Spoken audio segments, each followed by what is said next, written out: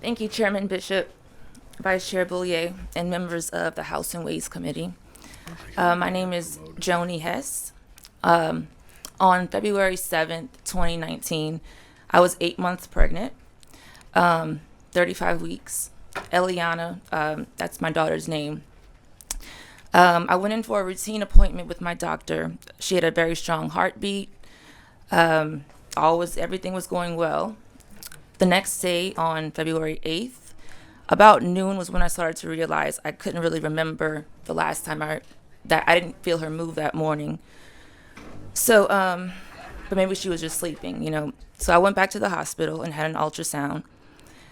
The technician and I looked at the screen about the same time when we both saw it, and there wasn't a heartbeat.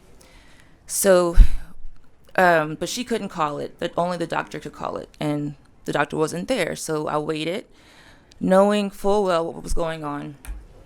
I called my husband, and he was frantic, but he didn't really grasp what was going on at that moment. He thought that something could still be done.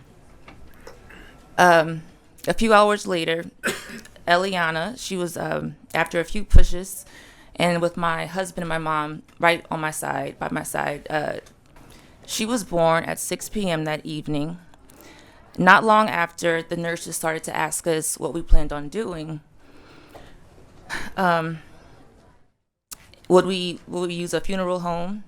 The free option was to let the hospital bury her in a field, a mass grave of sleeping angels. But that option didn't really seem right to me. So we weren't financially prepared to go to a funeral home, to buy a casket. I wasn't ready to take weeks off of work. I was still saving up my sick and vacation time. Genetic screening might have given some clue as to what happened, but it was an additional cost not covered by insurance in this case. And finally, I knew I would have loved at least one day of therapy a week, but with $40 copays per visit, over a period of months, that adds up pretty quickly. And despite all the financial obligations, House Bill 146 would have been a wonderful way to memorialize Ellie and just acknowledge the time that we spent together those 8 months. Thank you.